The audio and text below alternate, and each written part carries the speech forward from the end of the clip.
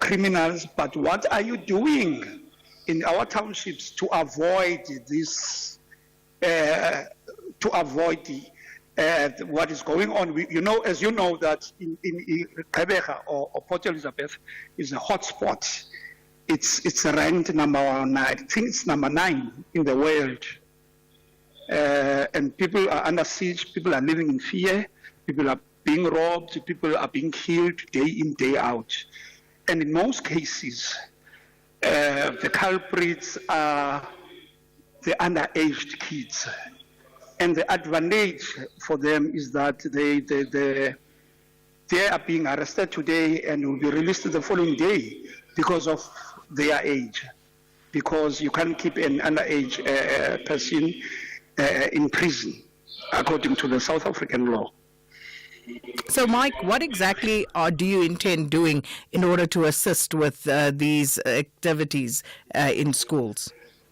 Look, hence we have people that are ex-convicts that will speak their age. People that will tell them, look, prisons are not hotels. We even suggested while we were talking with correctional services, saying that we need to have school visits in prisons so that our kids can know life there is not easy. There's no freedom of you can't just do as you please. You are under the control of the prison. Of the prison and and the prison orders. Well, we have to leave it there, unfortunately. But thanks so much. A new Brighton resident community launching a campaign targeting schools to try and address safety concerns and prevent criminal activity. Well, that's it for today. It's 1:00. Thanks to the production team. Thanks to everybody for listening in and participating. Here's Madupi Makhalimele with your news at 1.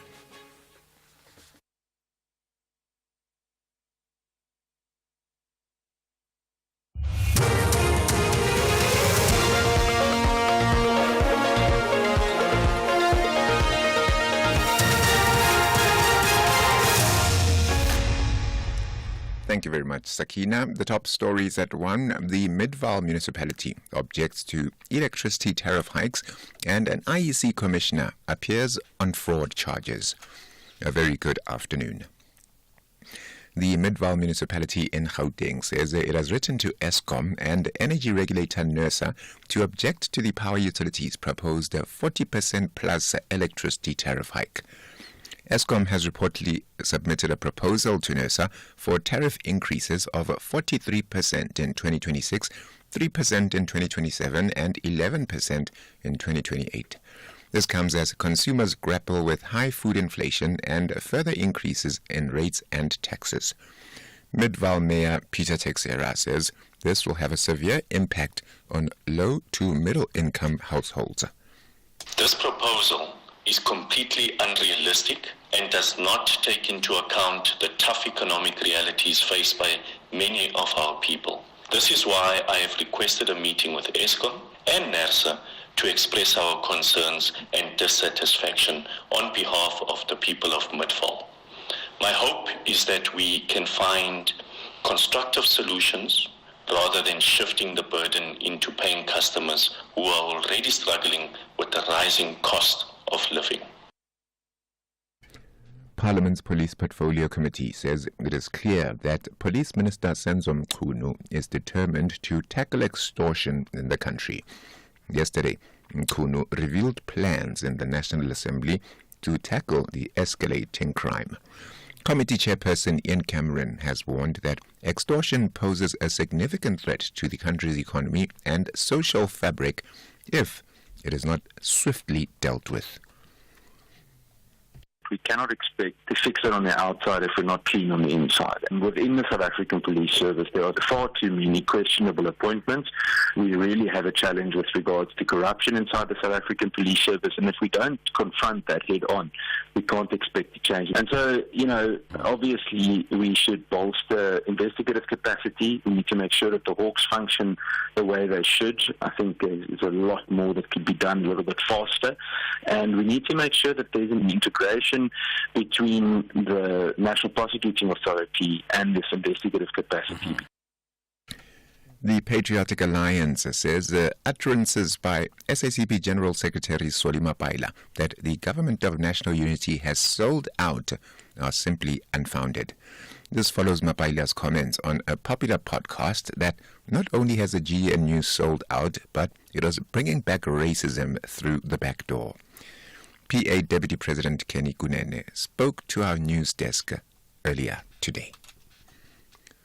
I think the opinion of the SACP as an alliance partner of the ANC is what it is. I just don't understand why would they see the GNU as a sell-out arrangement. Because the SACP has been working with white people all along. The SACP has ministers that are deployed by the ANC government. So the SACP has been piggybacking on the ANC. If they are so confident of themselves, why don't they contest elections by themselves?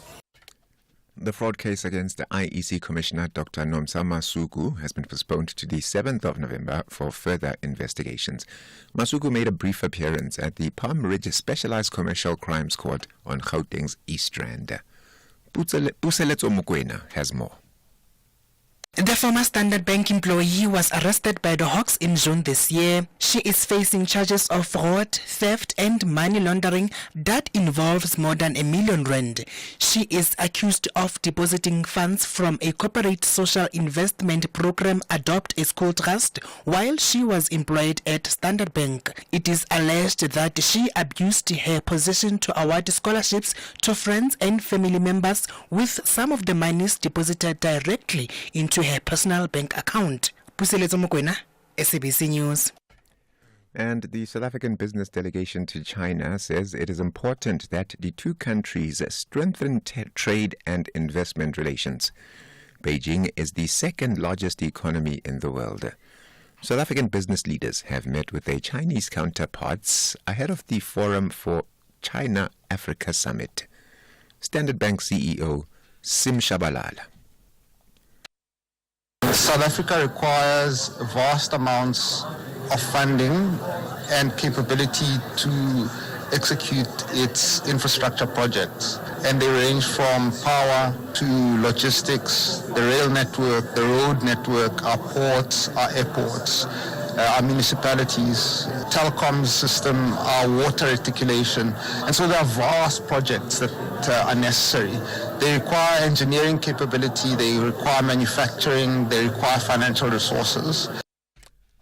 The top story at 1 o'clock, the Midvaal municipality in Gauteng says it has written to Eskom and the energy regulator NERSA to object to the power utilities' proposed 40% plus electricity tariff hike.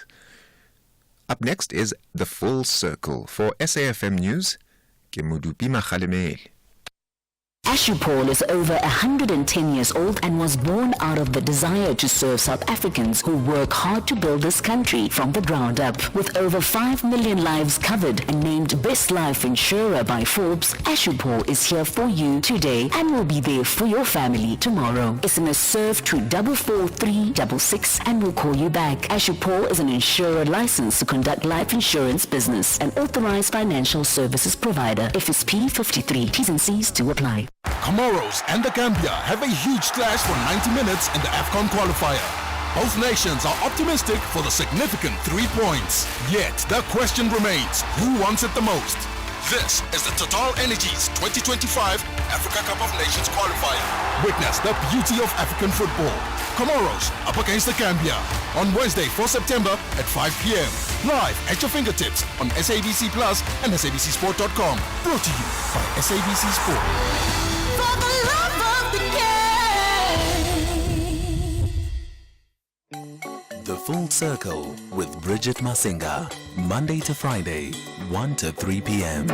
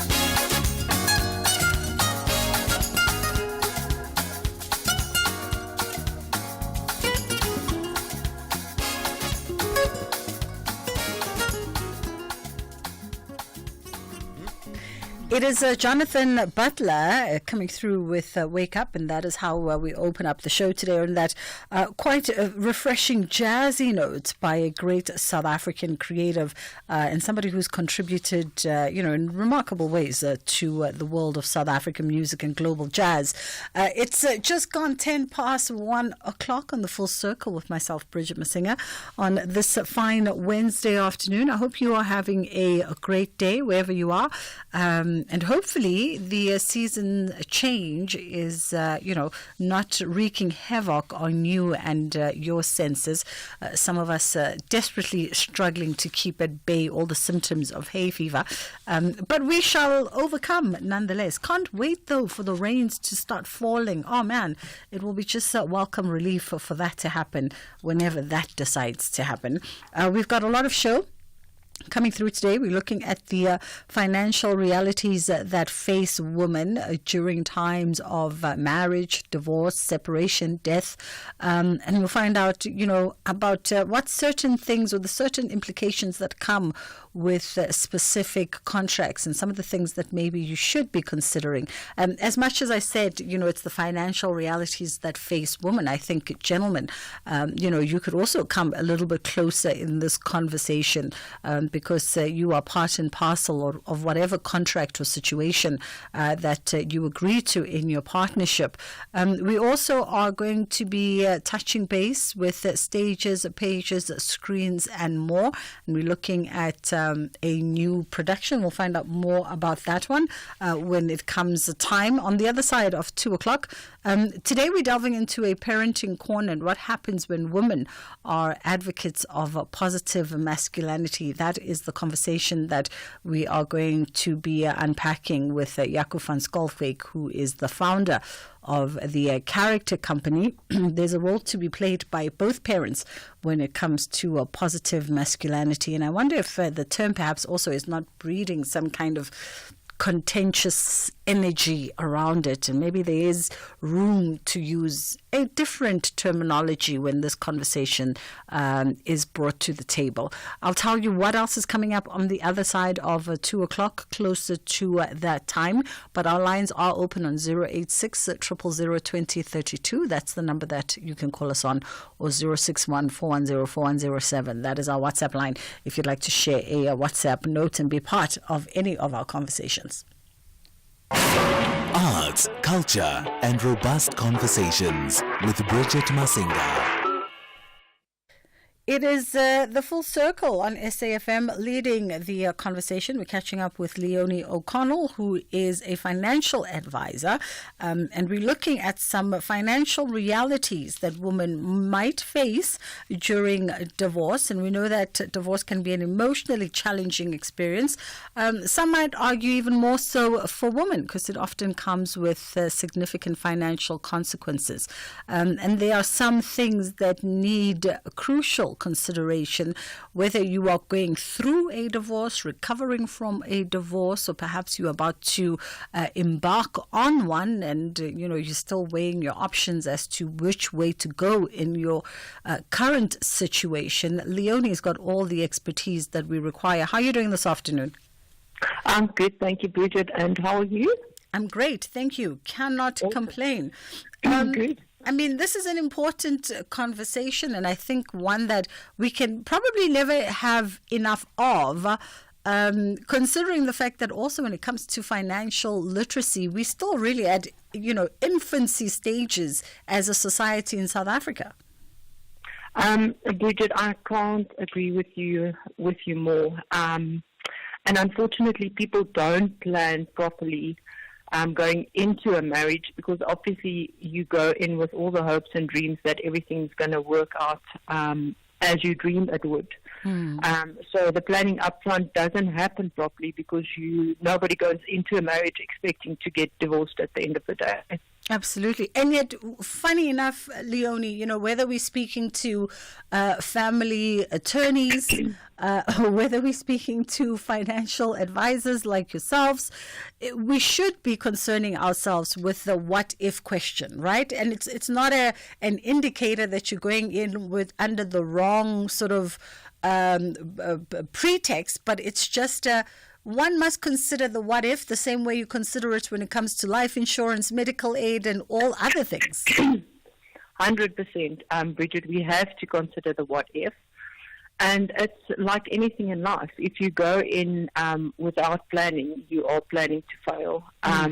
It's imperative that you do the planning upfront and you do it.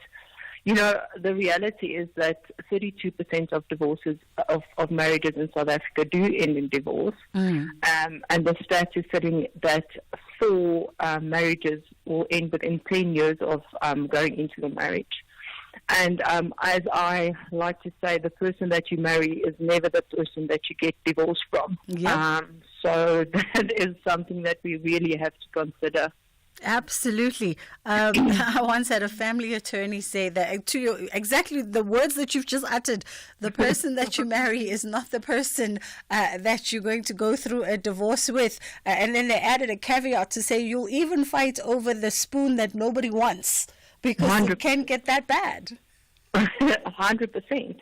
And inevitably, as much as we try and resolve everything amicably, there is things that become contentious in a divorce. And that's why I think it's imperative that your anti-nuptial contract is in place and it's solid before you obviously go into your marriage. I think it's very important that you maintain your individuality in the marriage. Keeping your own bank account, keeping your own short-term insurance, keeping your own savings account, having your own retirement savings. That you can function as two identities in a relationship. That you don't melt everything together, and then when it has to dissolve, it's an absolute disaster. Absolutely. Let's talk about that, Leonie. Let's talk about, and we'll double back and touch a little bit. It's always a good reminder to touch on ANC contracts versus the community of property, which seems to be still the preferred option for most South Africans. But let's talk about the importance of those early financial planning considerations. And you talk about maintaining your individuality. A lot of people like to clump everything together, and you say no. I would definitely not advise to do that. I would definitely advise, even if you consult with your financial advisor, even if you use a joint financial advisor, that you draft two separate financial plans for each individual. Again, that doesn't necessarily mean that you're planning to live your life separately, but it means that you'd be able to manage your retirement, your savings, and everything as you yourself see fit to do that. Some folks get a little bit apprehensive because they talk about, I'm living a double life, I'm having to hide things from my wife or my husband. Let's just deal with that morality sort of question for them. For me, it's not a double life. It's 100% not a double life because you would like to maintain your individuality. You are marrying an individual that you fall in love with, and you would like to be, hopefully you would like that person to maintain their individuality. But Bridget, let's just say, for example, a spouse passes away. So let's just take divorce out of it. Then you will also be a single individual with a joint plan that will not be able to practically work. So you're not necessarily planning for divorce. You're just being realistic about what can happen in the future. You have to plan for the emergencies, the things that you don't foresee happening. And it's not necessarily planning for a divorce. It's also being responsible and planning for in case that your spouse or your partner is no longer with you or no longer in your life for whatever reason. It doesn't necessarily have to divorce. So you're definitely not leading a double life or a separate life. You're actually just being mature and responsible and planning your financial path. And when we talk about, for instance, maintaining your financial individuality, and you ran through a few things that you could keep separate and they could just speak to you as the person, right, to simplify the administrative process. Does that though mean, and I'm going to play devil's advocate here for a second, because when we sit and we do an ANC contract, everyone comes to the table with the transparency of their financials for the benefit of the contract. So even if you're keeping your individuality, for instance, it doesn't necessarily mean that the other person, if we're being honest and transparent, is going to be hiding things from you. 100%. It's not about not being transparent at all. It's actually being more transparent. It's actually saying that you can still run a joint account. I think most families run joint household accounts. You can pay the bond out of there. You can pay short-term insurance. You can pay a huge, all of your household expenses out of that account. But it's important to maintain your own account. Just for example, use short-term as an example. If you don't have short-term history, a short-term claim experience, if you do become single or divorced, then your premium will just be so much higher if you then take out short-term insurance because there is no claims history. So, it's small things like that. Bridget, another thing that I also want to raise that is extremely important that people forget to do, because there is so many things happening during a divorce, is to change your will post the divorce. You have 3 months to change your will. Otherwise, the court will enforce it as it stands. So, yeah, how scary is that? And literally the last thing we're thinking of. So again, normally when we draft our prenups, the attorney will say, oh, have you got a will in place? If you've got a good attorney, and they'll draft a will for you. At the point of divorce, the last thing that you're ever thinking of is your will. Yeah. Yes. And then if something happens to you after 3 months and you haven't changed it, it will stand as you had set it out on the onset of your marriage. Wow. And in most cases, I don't think that would be the final will and testament of the two spouses involved. Absolutely. Absolutely. Because we don't think about it. You're right. I mean, 4 months after the divorce, you're still dealing with your emotions. You probably even haven't gotten around to go to your financial institution to change the surname on your bank card. Let alone thinking of a will. Let's also talk about, how does, and I guess we've touched on financial independence and stability. Is there a way that if you've already maybe entered into a community of property contract, marital contract, is there a way that you could see an advisor, the two of you, and perhaps try and separate certain entities, or is it too far gone once you've committed to one type of a marital contract? As far as your financial planning is concerned, you can definitely keep your planning separate. Okay. Obviously, as far as the marital regime is concerned, if you had entered into a COP, you'd wanted to change that, that would be a high court order, and it is quite a costly process. But your financial planning, Bridget, you can definitely do as two separate entities. If you've married in community of property, as you know, it's a 50-50% split between the two spouses. But you can still do your financial planning, and your financial planner will keep that in mind. One of the first questions they will ask you is your marital regime, because they will do the planning around that. Yeah. Leonie, let's focus on some mistakes perhaps that people make when, going through a divorce, and that, you've seen primarily women make over and over again when going through a divorce. Sure. So I think a massive mistake is not calculating the actual maintenance properly. There is whoever, okay, let me rephrase. I mean, we're talking about women specifically. So the actual calculation and court order that gets put into place as far as maintenance concerned, it's absolutely crucial that women make sure that all the expenses are taken into consideration. In most instances, children will have to change schools. You most probably have to move into a new property, so you'll have to have planned for deposits, furniture, new school uniforms. There's time off work, going to court and back. You've got the emotional trauma that you need to take into consideration, if you want to take your family for counseling. I think it's just the overall financial impact that being single parent is, taking care of the family on a full-time basis.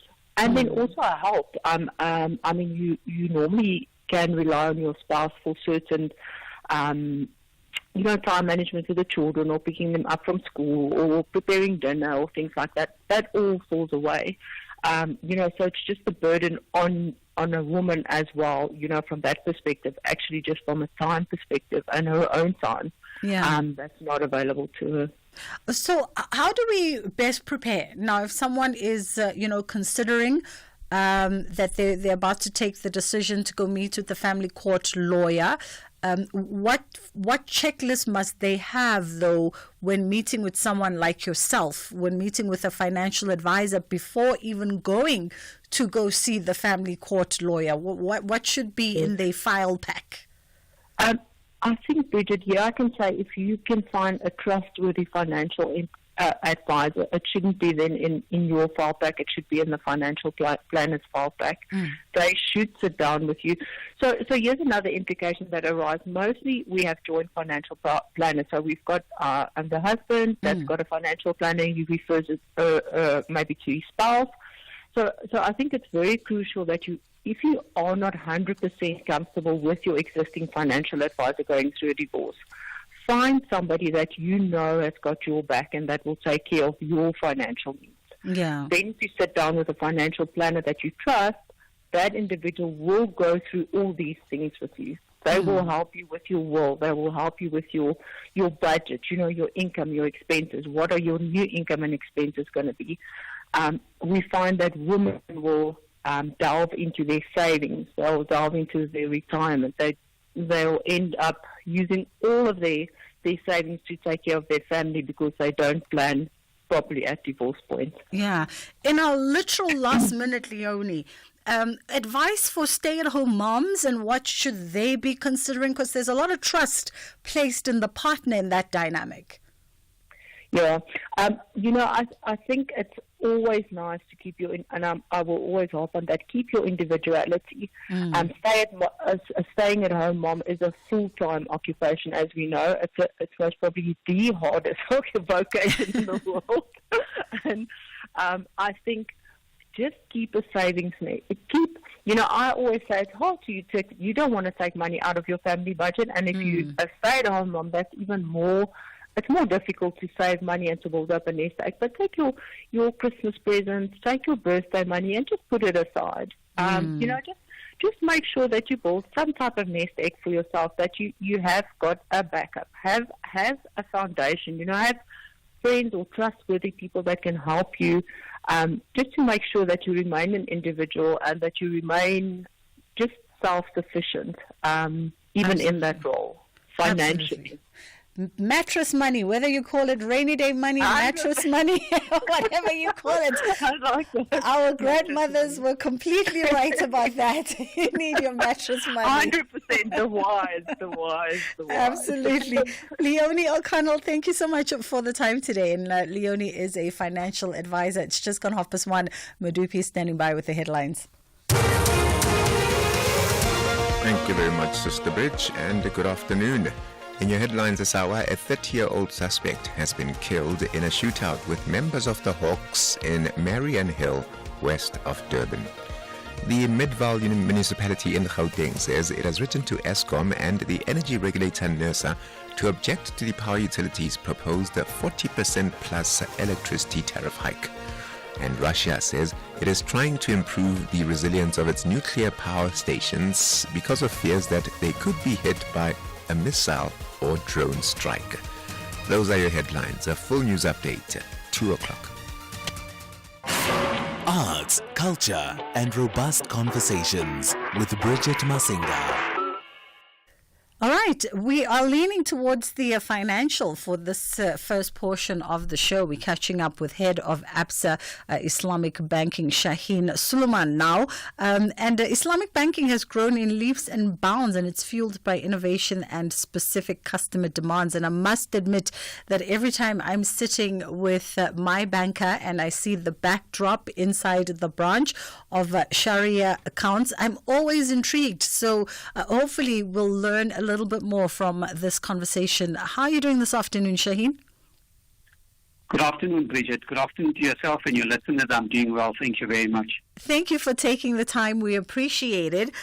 Before we even get to the nitty-gritties, maybe let's find out, what is the difference between, I guess, traditional banking as we know it, traditional banking product as we know it, and Islamic banking or Sharia compliant banking?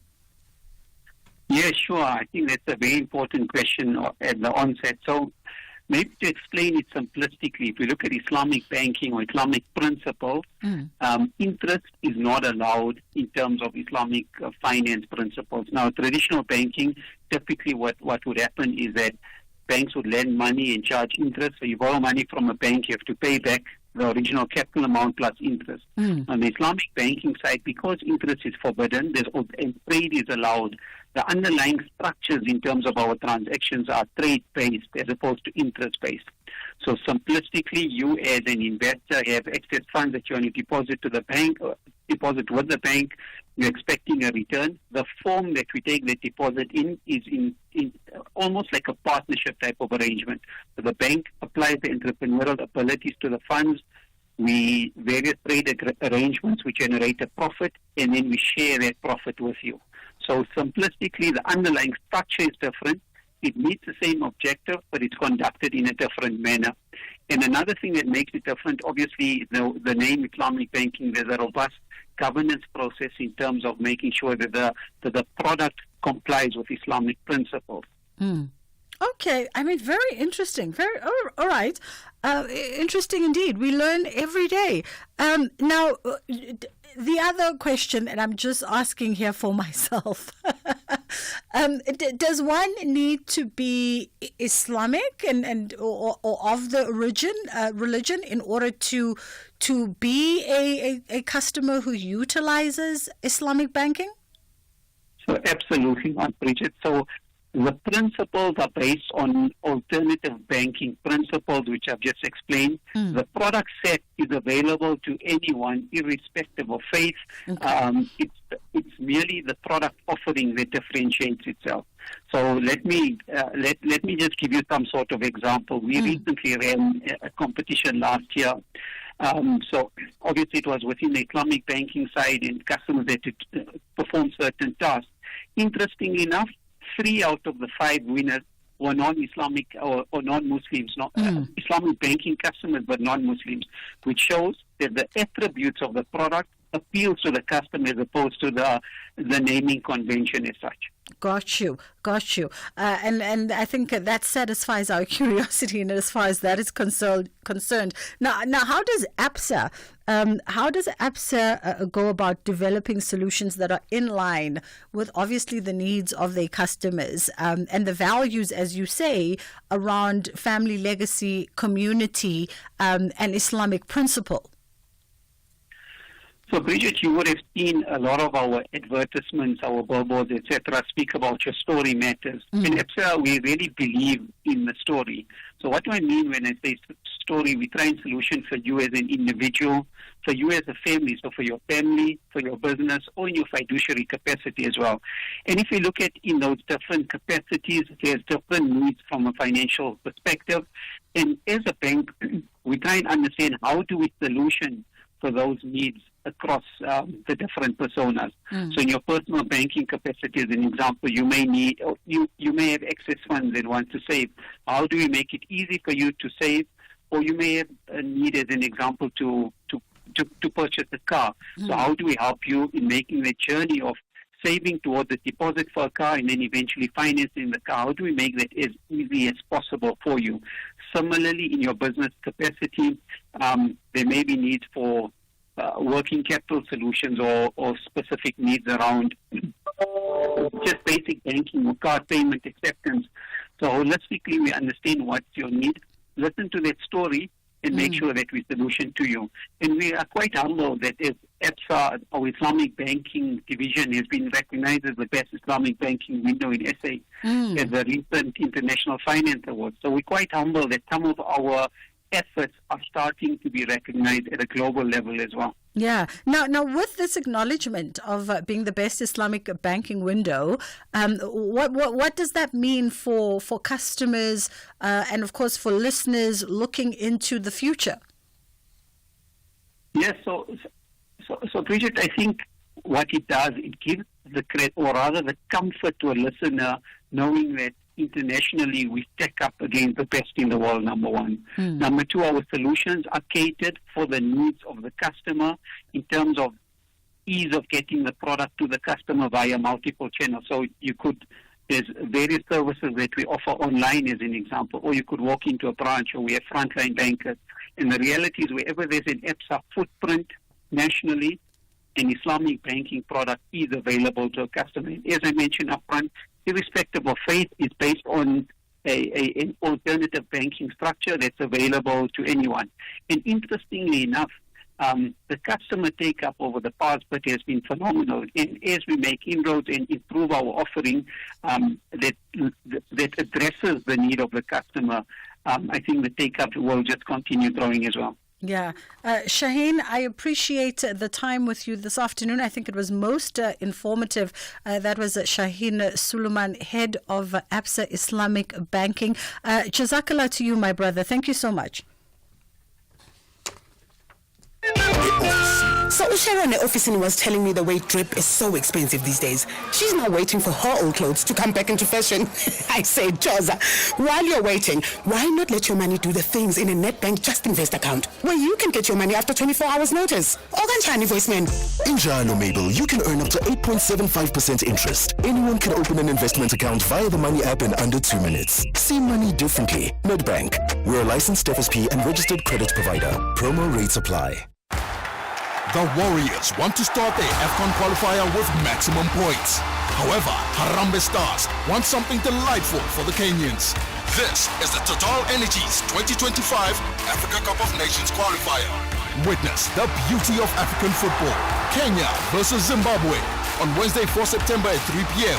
Live at your fingertips on SABC Plus and SABCSport.com. Brought to you by SABC Sport.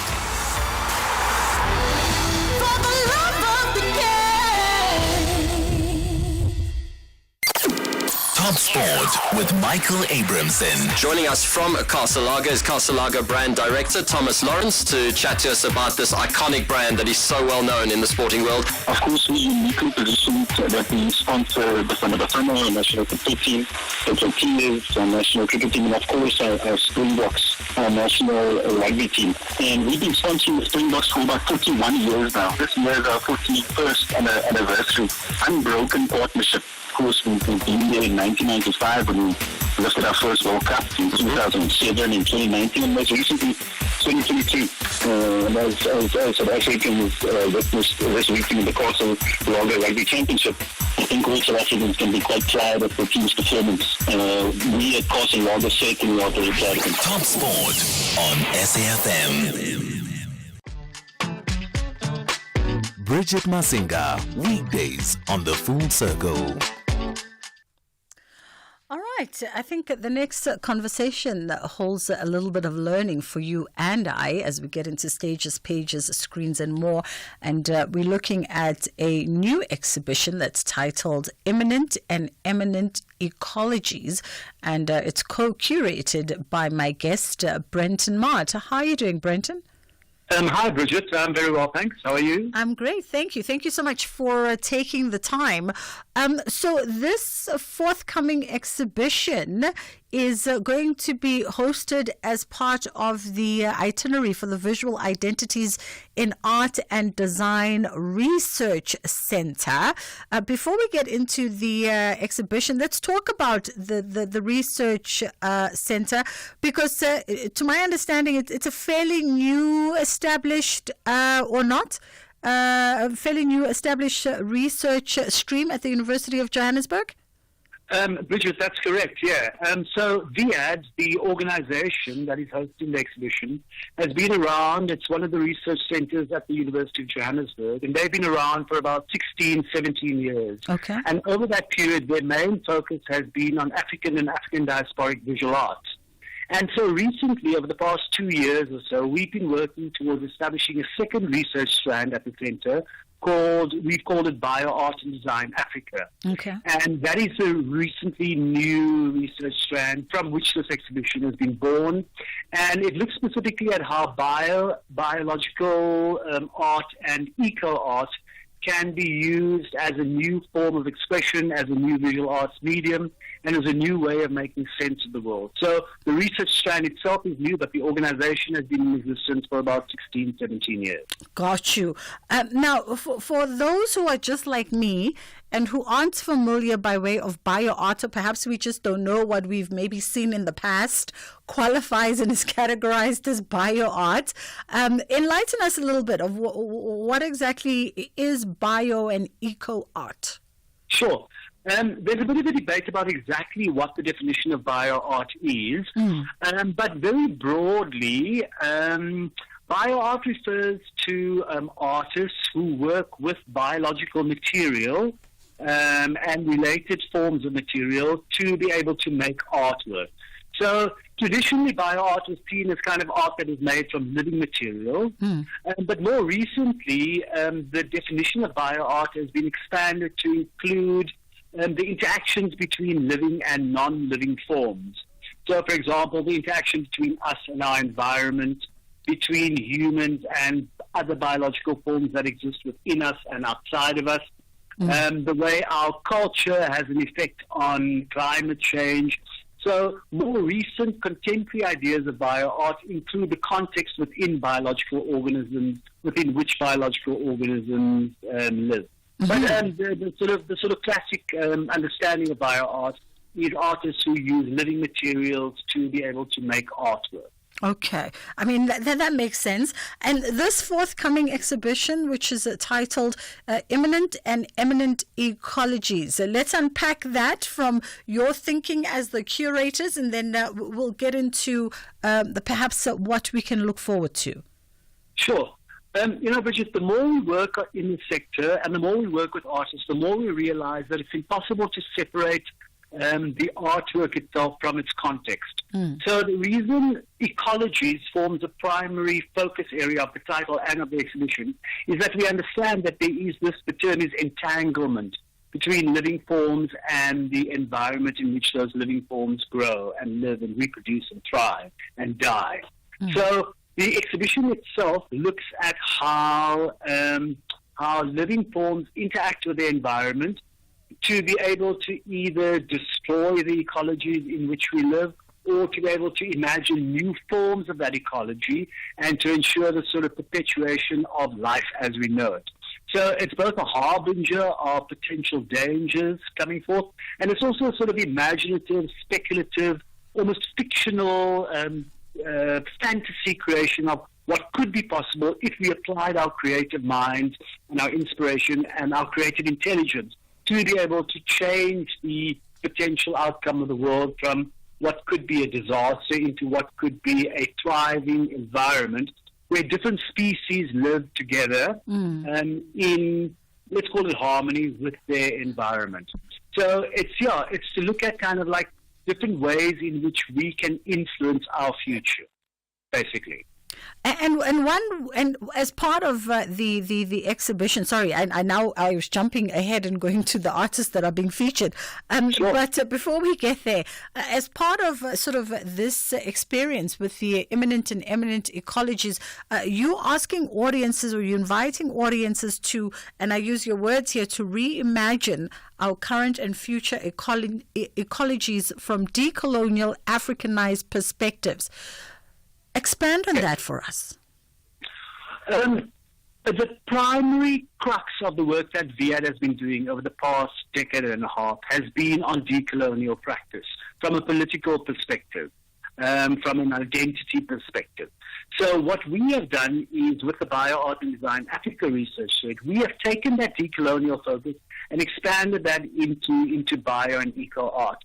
And the way we've done that is to look at not just the kind of decolonial practice between individual human beings or in between different nationalities or countries or political contexts, but we've taken that decolonial practice to look at the kind of relationship between humans and the more than human. So we believe that two kind of human-to-human decolonial practice is only really possible if we look at decolonial practice between humans and their environment. So our relationships with plants, our relationships with animals, and the environments in which those grow. Because plants and animals and biological forms have been so part of colonial practice. I mean, we think of sort of crop expansion, for example. We look at animal husbandry. That is so integral to colonial practice forms, to colonial oppression practice forms, that we find that we have to actually engage with those biological, more than human biological forms to be able to get to the real crux of true decolonial practice.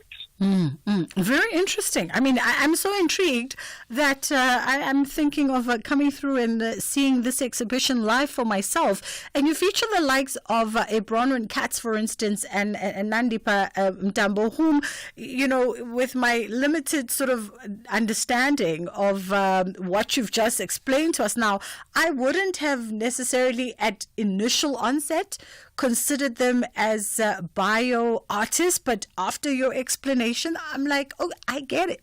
I just thought it was artists working with elements.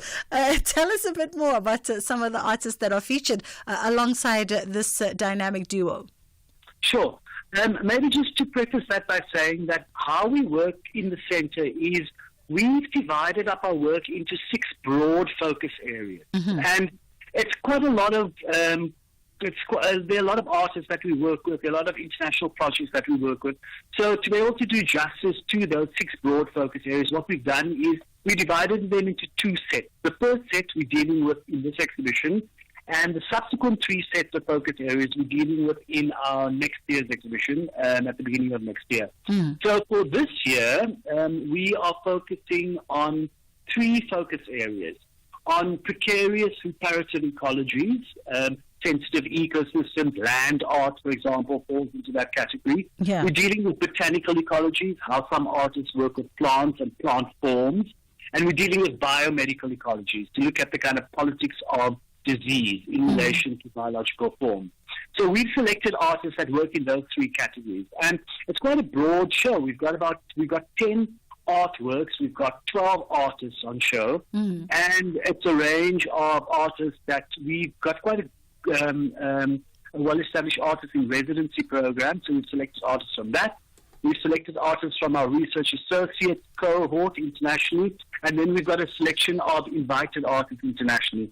So some of the highlights, I'll give you 2 highlights. For example, the one highlight is by a team of artists composed of Russell Kongwane and Francois Klitzer and Amy Louise Wilson. And they are showing a film that the film, in fact, just won an Ars Electronica Starts Art Prize, and it's on exhibition at the moment in Linz, in Austria, in fact. So that's quite a kind of blockbuster. We're feeling very proud of showing this film and it's some of its associated sculpture. And so, that's looking at how contemporary bio artists, how contemporary artists draw on a very long history of indigenous knowledge systems to be able to make sense of the world. And what that does politically is it takes science out of this kind of rarefied, separate environment of in the lab. You know, science in the lab has got this kind of aura of unapproachability. And what Russell and his team have done is they've taken scientists and looked at indigenous knowledge systems and how science is intertwined with that all the way back thousands of years within Southern Africa. Brenton, and that film explores that kind of indigenous knowledge systems and practice in contemporary bio art production. Unfortunately, we have to leave it there today. They're already giving me the stare down. But thank you so much for the fabulous conversation. That exhibition is running from the 19th until the 29th of October. So it's got a nice, healthy run. And, of course, you can catch it at the gallery. I'll give you the details a little bit later on in the show. It's time now to get into Kids Corner. It is Game On! Game On! It is where the real lovers of the game dive deep into detail of the upcoming local and international fixtures. Join us on Game On as Mr. Sizwe, Click Click Bang Mabena and the legends zoom closer to the thrilling performance of the pitch personnel. How is your favorite team's performance? Find out on Game On every Saturday at 2 p.m. on SABC Sport on DTT Channel 4. Also available at your fingertips on SABC Plus and SABCSport.com. SABC Sport. For the love of the game. This program is brought to you by SABC Education. Enriching minds, enriching lives.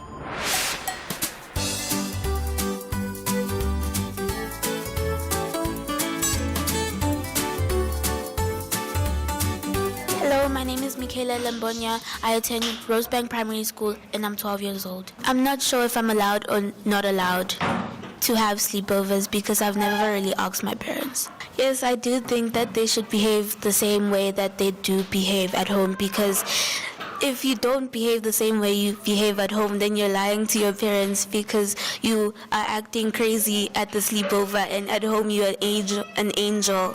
I think sleepovers are good for you because you get to hang out with your friends and have fun. Hello, my name is Josie Mohopani. I attend Rosebank Primary School. I'm in grade 6 AC and I'm 12 years old. Yes, I am allowed to go to sleep for sleepovers. What I enjoy about sleepovers is bonding with friends. I normally do sleepovers with family.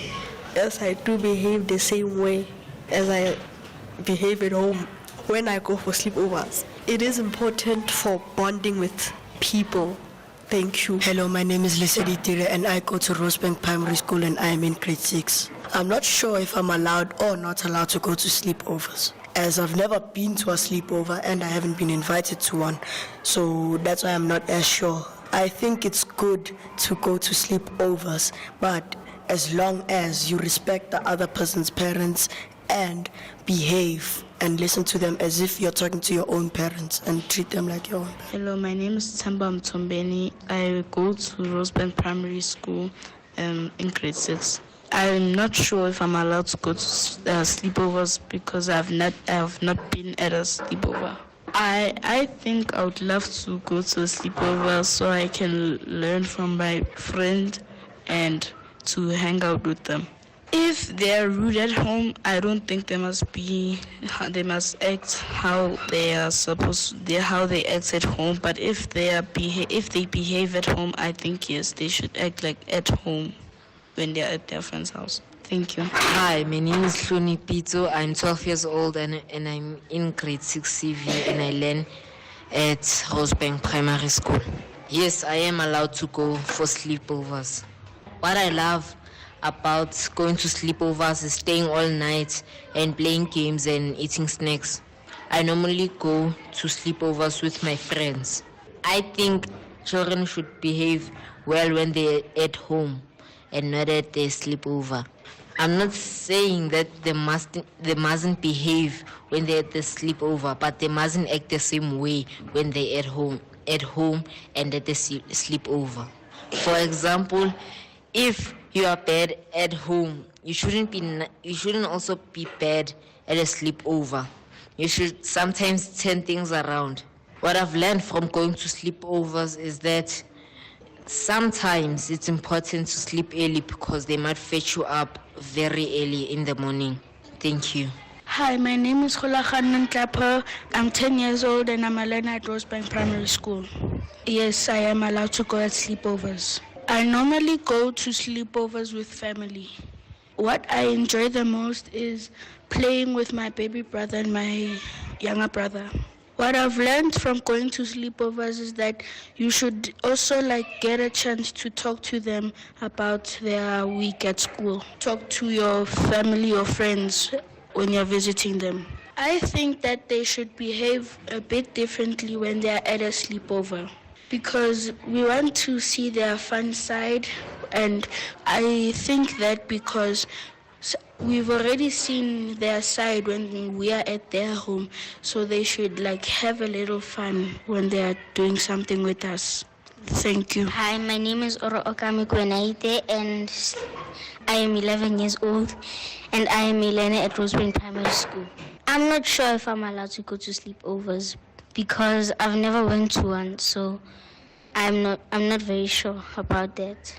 Yes, I would love to go to a sleepover because I think it's fun, and maybe if you're at a right person's house, if you trust that person, maybe you can go to that person and sleep and have a sleepover.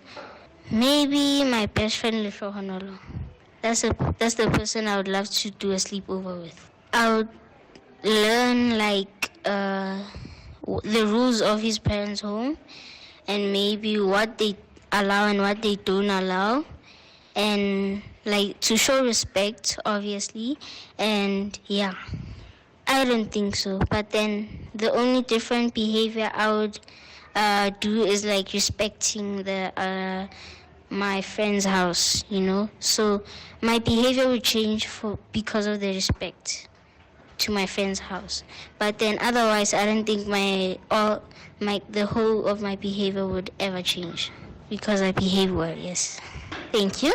Hello, my name is Zukaini Njotini. I'm 11 years old and I'm in grade 5 and I am in Rosebank Primary School. Yes, sometimes I am and sometimes I'm not. Yes, sometimes I'm allowed to go to sleepovers and sometimes no, I can't go to sleepovers. The reason why I can't go to sleepovers is because my mother said that it may be too late or I can't go there alone. Yes, I would like to go to a sleepover with my sister. I would like to go to my 2 nephews' house for a sleepover. I think I will learn to have a good relationship between my family members. Thank you. Hi, my name is Nathaniel Elambonya. I go to Rosebank Primary School and I'm 10 years old. I think sleepovers are a great way to learn respect and to respect your elders. I've never ever been to a sleepover.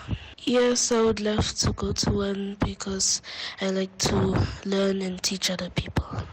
I would like to do a sleepover with my friend Milan because we know a lot of science and we love to talk about science. Hello, my name is Kuna. I go to Rosebank Primary School. I think sleepovers are very fun and spend time with friends or families.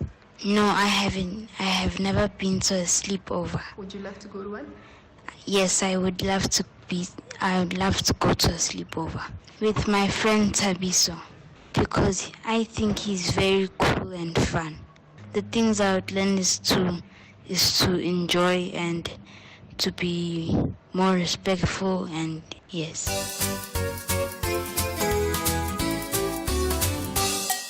Hello friends and happy Wednesday. Are you excited about your sleepovers? Today we're going to chat about the do's and don'ts that can make those nights even more enjoyable. Sleepovers at a friend's or relative's place can be a blast. They're perfect for bonding, playing games, watching movies and staying up late. However, there are some key guidelines to ensure that everyone has a great time and stays safe. Now here are some helpful do's and don'ts to remember during your sleepover. Do show politeness and respect. When you are visiting someone else's home, being polite is important. Use please and thank you, and treat everyone, including your friend's family, with kindness. This demonstrates your respect and gratitude for the invitation. Don't forget to use your manners. Even if it feels like just hanging out, good manners are still important. Keep your voice down and avoid making too much noise, especially if others are trying to sleep. Steer clear of rude language and always clean up after yourself, whether it's putting away toys or helping with the dishes after dinner. Do bring something fun to share. It's a lovely gesture to bring along snacks, a game, or even a movie to enjoy together. Sharing shows you care about your friends and want everyone to have a good time. Just be sure to check with your parents and your friends' parents to ensure it's okay to bring something from home. Don't stay up too late. While it might be tempting to stay up all night, getting some sleep is important. Staying up too late can leave you feeling tired and grumpy the next day. Plus, your friends' parents might not appreciate the noise if you're up too late. Be friendly and inclusive. Make sure everyone at the sleepover feels welcome. Don't exclude anyone from games or activities. Offer your support and kindness. Sleepovers are all about having fun together, and it's important that everyone feels included. Keep in mind that being a good guest means showing respect, kindness, and consideration. Have a blast and make the most of your sleepovers.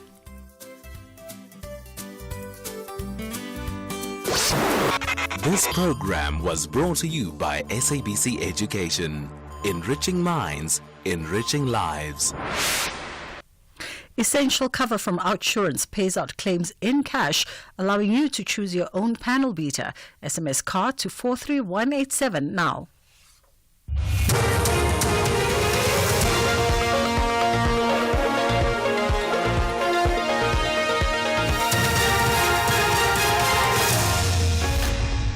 The top story is at 2. A suspect killed in a Durban shootout, and Russia to improve its nuclear power plant.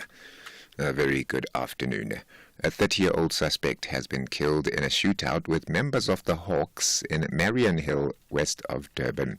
The suspect was wanted on several charges. KZN Hawks spokesperson Simpiwe Mhlongo. We can confirm that a 30-year-old suspect has been fatally shot during the shootout with police in Marion Hill area in Durban this morning. It's alleged the suspect was shot for a number of cases of murder which happened around Marion Hill area. The High Court in Bloemfontein is tomorrow expected to hear the matter between Free State Premier Makwin Letsohamatai and Mosama Sita, who is fighting to be reinstated as the head of Human Settlements. Masita approached the court after the Premier moved her to the Social Development Department as HOD, apparently without her consent. In an interim relief last month, the court found Letsohamatai in contempt for not reversing her decision. The ANC's Jabu Mbalula says they will await the court's ruling and make a decision on whether the Premier ought to step aside or not. As the African National Congress, we do agree that we are a democratic state that must respect the rule of law. So the case will be ventilated in court. Once the judgment is made against or in support of the Premier, will abide by whatever the outcome is and will direct further what needs to happen. But as we stand, the matter is going to be argued in court. We can only say that we will wait as the African National Congress until a verdict is made in a court of law. Defense Counsel Charles Mnisi says the ballistics expert did not follow regular procedure when testing the firearm said to be linked to Senzo Meyiwa's murder. The alleged murder weapon was kept at the Cleveland police station after a different case which involved one of the accused was wrapped up. 5 men are on trial in the High Court in Pretoria for the 2014 murder of the Bafana Bafana captain. Ballistics expert Colonel Chris Mangena says the firearm was not in a sealed forensic bag when he took it in for testing. The Midvaal municipality in Gauteng says it has written to Eskom and energy regulator NERSA to object to the power utility's proposed 40% plus electricity tariff hike. Eskom has reportedly submitted a proposal to NERSA for tariff increases of 43% in 2026, 3% in 2027 and 11% in 2028. This comes as consumers grapple with high food inflation and further increases in rates and taxes. Midvaal Mayor Peter Texera says this will have a severe impact on low to middle income households. This proposal is completely unrealistic and does not take into account the tough economic realities faced by many of our people. This is why I have requested a meeting with Eskom and NERSA to express our concerns and dissatisfaction on behalf of the people of Midvaal. My hope is that we can find constructive solutions rather than shifting the burden into paying customers who are already struggling with the rising cost of living. And Russia says it is trying to improve the resilience of its nuclear power stations because of fears that they could be hit by a missile or drone strike. Critics have previously pointed out that Russia itself took over the Zaporizhzhia nuclear plant during its invasion of Ukraine, which led to it being hit by shellfire and bullets. Russia's energy minister Sergei Tsidivyov says plants in his country were not designed with conflict in mind. Nuclear power plants that were built in the Soviet Union are very well protected against technological problems, but nobody even had a thought of protecting a nuclear power plant against a drone, artillery or a missile strike. We're now taking several steps, I won't speak about them publicly, that increase resilience. It's a very serious issue. Nuclear power plants are very vulnerable in case of combat activities. The top story at 2, a 30-year-old suspect has been killed in a shootout with members of the Hawks in Marion Hill, west of Durban. The Full Circle continues. For SAFM News, Kimudupi Makhalemele.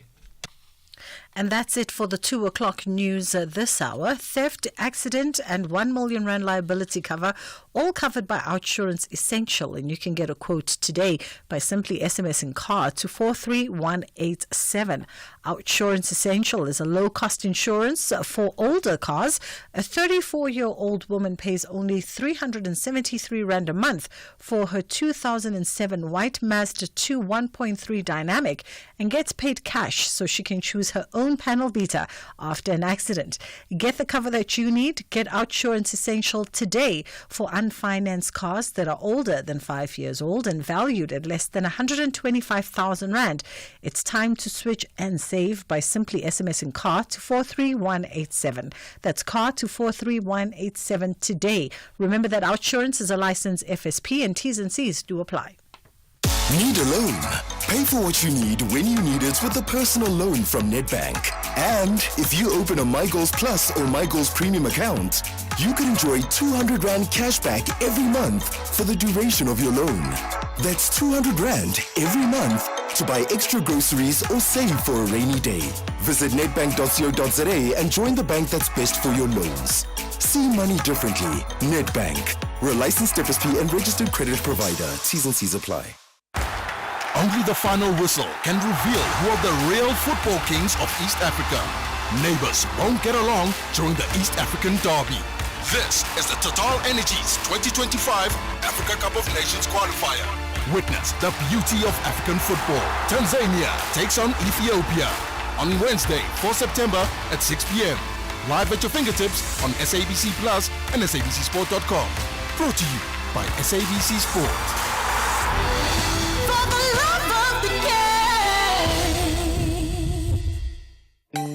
The Full Circle with Bridget Masinga. Monday to Friday, 1 to 3 p.m.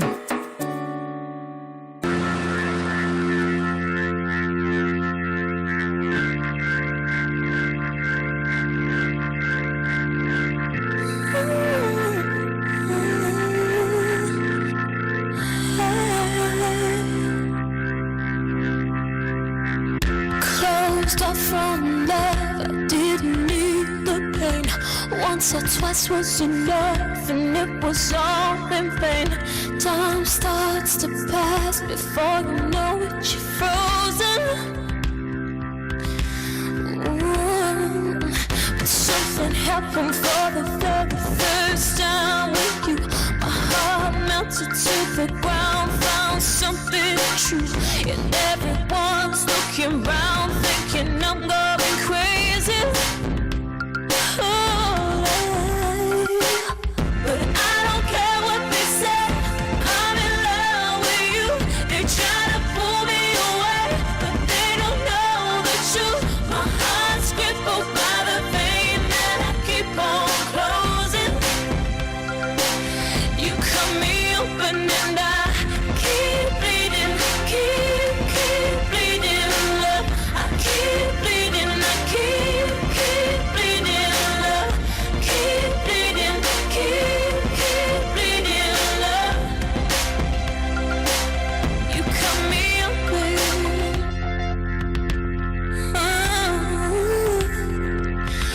Trying hard not to hear, but the talk's so loud. Their piercing sounds fill my ears, try to fill me with doubt. Yet I know that the goal is to keep me from falling.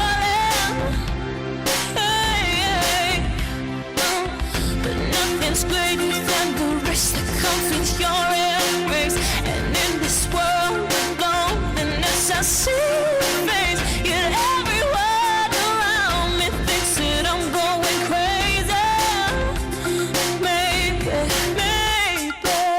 but I don't care what they say. I'm in love with you. They try to pull me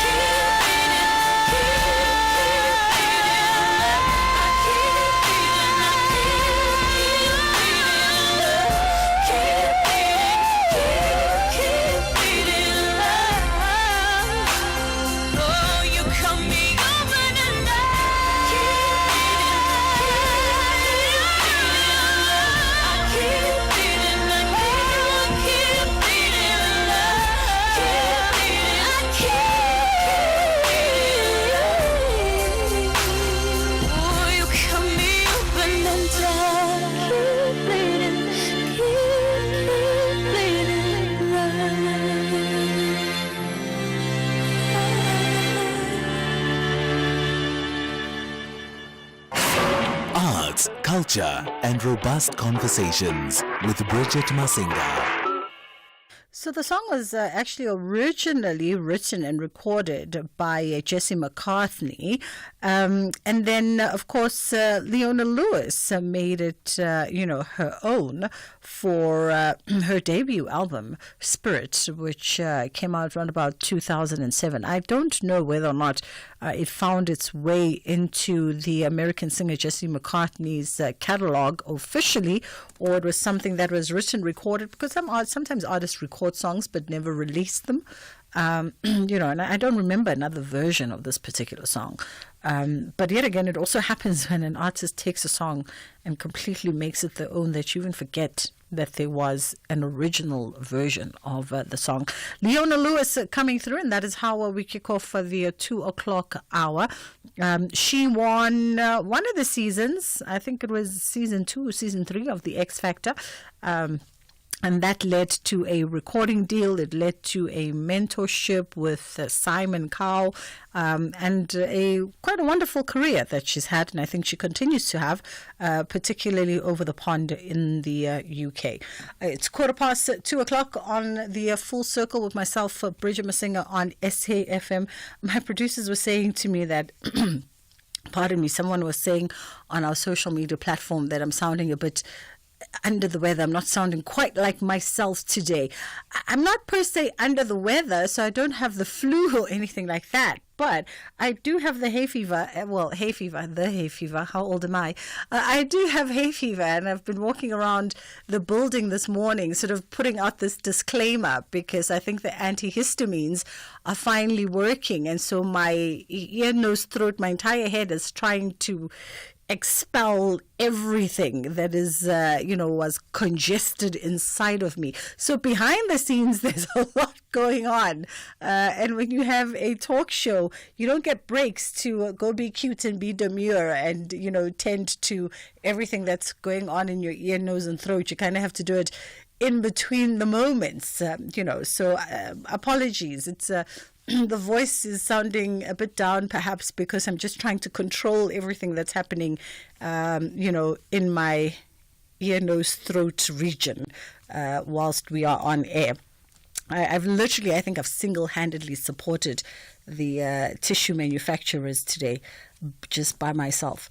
But the show does go on, and we've got Jaco van Schalkwyk joining us now. He's the founder and CEO of the Character Company, and they are a non-profit organization that's working with fatherless boys. And we're looking at positive masculinity and, of course, what happens when women are advocates of positive masculinity, and how do we go about sort of just building that in our families, in our respective families, and in our communities. Good afternoon to you.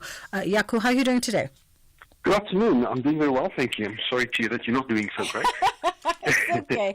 It's okay. It will rain and this too shall pass. Yes, and I can talk a lot, so you can take a break. Awesome. Let's look at the concept of positive, or maybe before we even get there, just give our listeners a bit of context around the work that yourself and your team do as the Character Company, and why did you feel the need to found this organization? Yeah, so we do long-term mentorship for young boys that are growing up with absent fathers or where there's no positive male role models in their lives. 70% of our kids are growing up in single-parent homes, and in our experience, as many as 4 out of 5 boys do not have a positive male role model, which means that there's not an intentional influence in his life around positive masculinity. The reason for starting this 11 years ago is just that I grew up with an absent father, and the devastation that brought in my own life, it just brought me to a point like just trying to figure out what is it that makes everything difficult. What is it that shapes me and make me look at challenges and look at life and all these things in a certain way that is, it could be a lot easier. And just starting that journey, just realizing that if there was a positive male role model in my life, and ideally it should have been my dad, but if I had the opportunity for that, then so many things would have been so different. And some of them are big things, and some of them are small things that combined make big things. And it just becomes a complex road for a young boy that are growing up without positive male role models in his life. And by the grace of God, I did not end up in prison or in a graveyard, but so many of our young boys do. And so, the focus of the Character Company is to step into that space of fatherlessness, come alongside a young boy and his mom, and say, well, how do we partner with you here? What can we support with? And it is intentional and it is long term, and we start from as young as 5. It doesn't stop. And it flows through into addressing just masculinity in itself, because masculinity is in big trouble, and we need to address that. Because we fix that, we get to fix so many other things. Absolutely, and so that's the focus that flows into that, and we want to make a difference, and we do in the lives of these boys across the country that we get to mentor. But it's an intensive work. It's a long-term process, and so it's not popular in our, let me warm up my coffee while I brush my teeth and send an email society. So, Absolutely.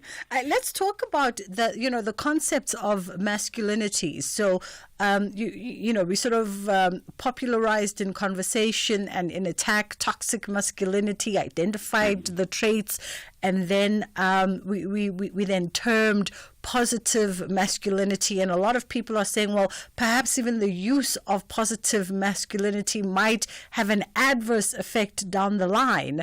And I wonder, what is the conversation in the spaces and in the work that you do around these terms?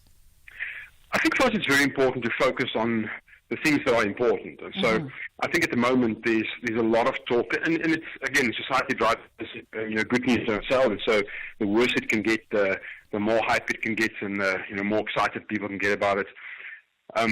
Personally, I detest the word toxic masculinity because it immediately closes down the conversation, which means there is one of the biggest issues that we face is the fact that men are not taking part in the conversations where they should be taking part in. And if I take gender-based violence as an example, this is a men's conversation. We should be driving it. We should be coming up with solutions for it. We should be the ones changing all of that. We should be taking the lead in this, and yet we don't. And often we hide behind the fact that the moment someone uses the word toxic masculinity, there's a defense that goes up, and I'm going, well, you've already made up your mind about me, so actually that's not even going to contribute here. And so for us, it really is about how do we focus on the positive, because we do not celebrate the good dads out there, even remotely enough. We do not celebrate the good men out there. I mean, we're raising a generation of gentlemen, and that's hard to be a gentleman in today's age.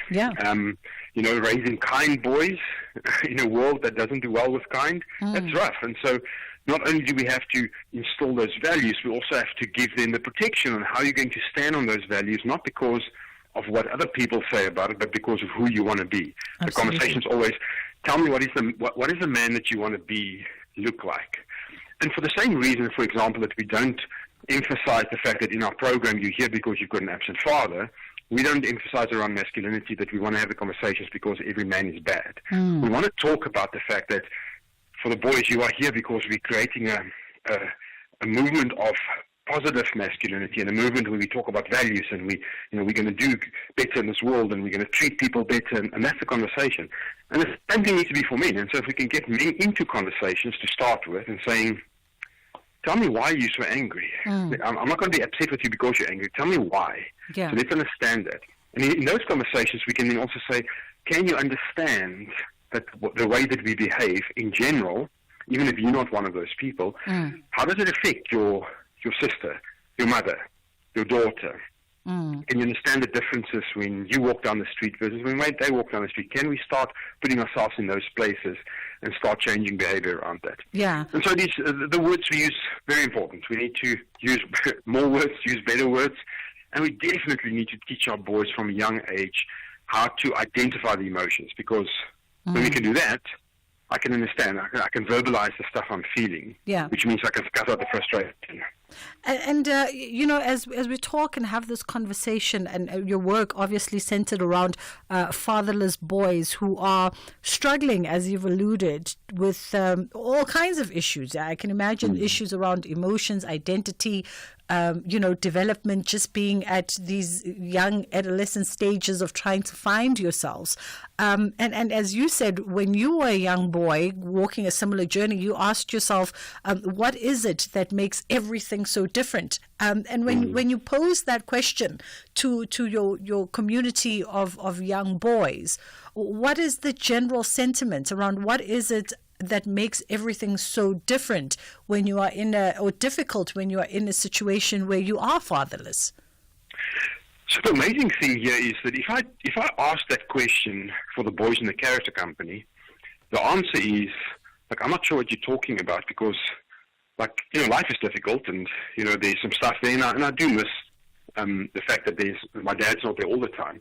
But a lot of the stuff that they would have struggled with otherwise is taken care of. There's all of these huge gaps that have been filled because there are mentors in their life that are the intentional and long-term and making an effort. There's an issue at school and mom doesn't have to do this alone. There's an issue at home and mom's got a resource. And I know that, as much as I like to push the boundaries, there's a lot of guarding around me. And so it's very different from when you talk to a boy that is, just kind of say mainstream, one of the statistics of boys that just do not have anyone in his life. And the conversation will be about the fact that, there's no one out there for me. No one is fighting for my heart. And I'm alone. And the problem with that is that it sets the tone, because at 7 you do not understand what's going on. Yeah. And at 14 you still don't know what's going on. This starts hitting you when you are 25. And I'm telling you, when you're 50 and you're still unpacking the stuff, it gets exhausting. And so if you at that early age start understanding that there's just no one out there, I'm going to have to do this on my own, it starts laying a foundation where you think that every challenge either is created by yourself and therefore you must figure it out yourself and resolve it yourself, or you're just going no one cares. And so one of the most important things that we talk to the boys about, and that we do in the work with mentors and in masculinity, is the basic 3-step principle of vulnerability, accountability, commitment. And if we can get that right, that we do with our young boys and with the mentors in our program, we start changing the narrative, because when I'm vulnerable, I realize I'm not a coward because I'm hiding behind my feelings. I'm actually hugely courageous, because it takes a real man to admit that he's struggling with stuff. Absolutely. And if I can do that, I can be accountable. So now suddenly I'm being held accountable by the people, that close circle I surround myself with, and so I can make commitments. I can be better in the things I want to be better at. And that's how we change. That's how we take someone that is abusive into a space where he becomes a protector, because you've put him through a process where he doesn't have to figure this out himself. Yeah. I mean... this is an interesting conversation, Yaku, and let's segue into mom's role in this in our final few moments, because we do have households where there's a lot of single moms raising children. Otherwise, your organization would not exist. And moms can't be dads. Moms, the feminine cannot be masculine and doesn't know how to fill that gap because it's not lived that life experience. What advice would you have for moms who are in households outside of your organization, desperately trying to raise good human beings who happen to be boys, but also very cognizant of that a woman cannot be a man? Yeah. And so I think, I'm going to start by just, again, taking my hat off to all the single moms out there. And the message is always the same. This is not because you're not good enough. You're just not dad enough. That's as simple as it gets. You are going to step into the gap. You are going to do a lot of stuff. You are going to intentionally try your best. And you're going to get blamed for an absent father. You are going to have to deal with, with a lot of the backlash from that. And that's hard, because you're also not going to be able to deal with a lot of your own stuff. And so I think some of the most important things is you have to, don't try and be dad. I think let's start with that. Just be mom in the best way you can, and accept that there's going to be stuff that you just cannot provide in this space. So look for people that can. Look for organizations like the Carriage Company and saying, I understand that there's certain things here that I just don't get. I'm a single dad of a daughter. Yeah. There's some stuff in there that I just don't know about, and I've done fairly well. Parenting is to see how little damage you can cause, I believe. So, and I've done well, and I've got a great relationship. But there's some stuff out there that I just, for the life of me, could not understand and could not sort out. So we have to understand that. I have to surround myself with people that can speak into her life, and the same goes the other way around. But also in those conversations, if you step out of the I need to be dad as well role, which is very hard. I mean, it's easy to say this. Then you can also be, so what are you good with as a mom? Is you good with the emotional side of things? So teach your boy from a young age to be able to verbalize his emotions. I think, there's something like 30 emotions, and at the best of, the best of us can name 5. And that's boys, there's no other distractions around. So teach him, find ways to create that. And just speak value into him the whole time. And then also check for yourself. What is your perceptions about masculinity? How does that shape your parenting? We often have stuff where moms are angry and they speak out angrily about dads that are not there or fathers that are not there. And you have to understand that your child picks up on that and it starts shaping certain things. And so do not think you can do this alone. None of us can. So surround yourself with people that can give input into your life in this. Surround yourself with people that will speak into the spaces.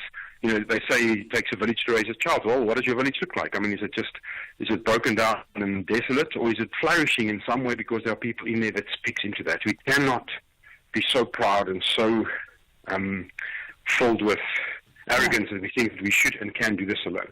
It's harmful.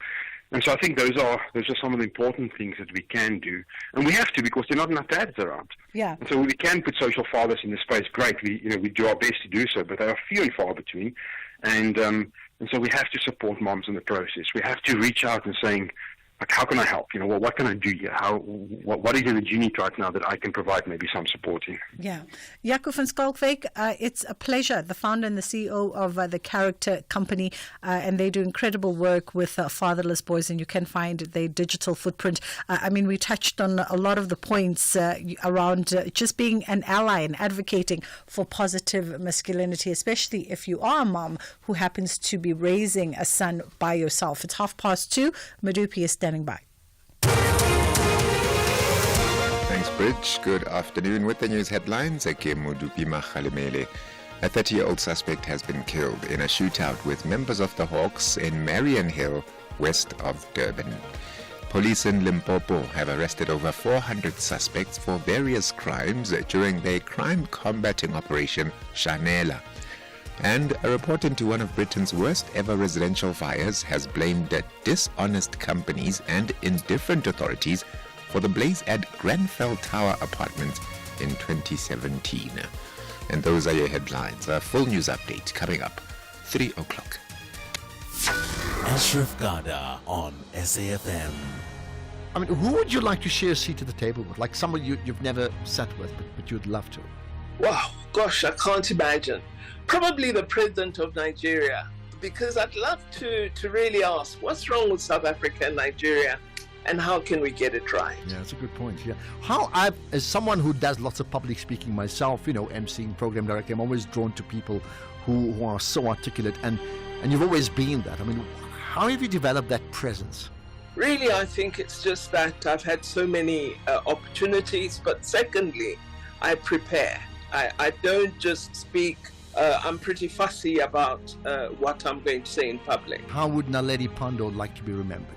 That I sought to serve our country and our people, and I never blemished the name of my family. Naledi Pandor.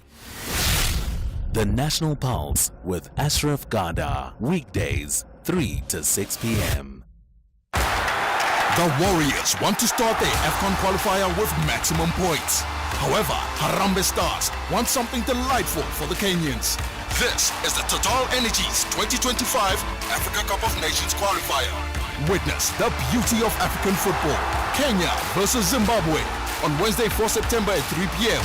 Live at your fingertips on SABC Plus and SABCSport.com. Brought to you by SABC Sport.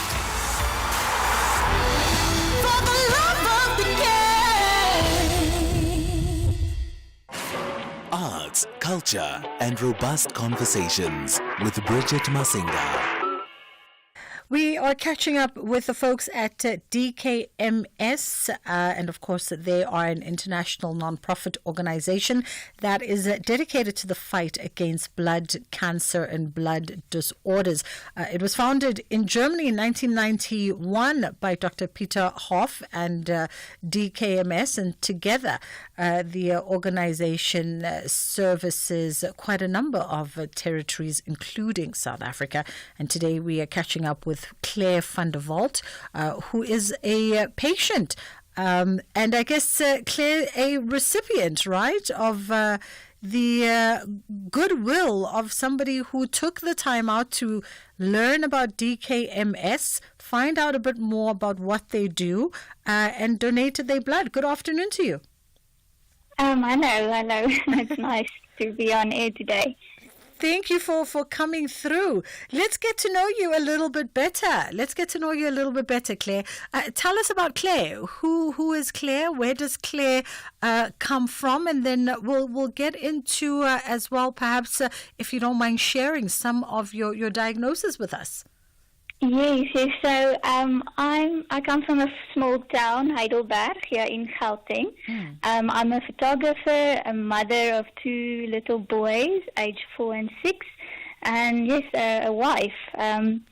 I got diagnosed with MDS in February this year, so just earlier this year, and it was a very big shock to me and my family. Clue us in a little bit, Claire, for those of us who aren't familiar, myself included. MDS, that would be an acronym for? That is myeloplastic syndrome, also known as pre-leukemia. Pre-leukemia, myeloplastic syndrome. Do I have that correct? Yes, that's correct. Okay, and tell us about just preceding your diagnosis, what life was like, and then what made you get up and say, no, man, something's wrong, something's off. Okay, so as I mentioned earlier this year, I was diagnosed, and it was a great shock to me, a very big shock when the hematologist told me there's no medication that can cure MDS. So yes, to hear that, it's a shock by itself, and he said the only thing we can do is a stem cell transplant to help to cure the MDS. Okay. So usually the doctor will take a sibling. It is a sibling that will be your donor, and we put all our hope into that my brother would be my donor, and his tests came back and it was negative. He was only a 50% match. Oh, wow. So then we had to search for 100% match, or hopefully 100% match. So at this stage, there's 16 million people on the registry, and not one of them is 100% match for me. So that just opened my eyes, and I realized, no, something has to happen. There must be more people on the registry and know about this cause. There's so many people that need bone marrow or stem cells. So yes, that's when I also got in contact with DKMS and asked them where they can assist me. Yeah, wow. I mean, Claire, what a life-changing, life-altering story. I mean, you're going about your life, 2023, 2022, coming out of COVID, trying to find stability like everyone else, and then boom, in February, you're given this sort of earth-shattering diagnosis with the MDMS. You turn to your sibling, because we all hope, right? We all hope that the people closest to us will be the people who can somehow intervene by way of donation, matching, and everything else. And it was not to be the case, as you say. Your brother was only 50% compatible, which was not enough for what you needed.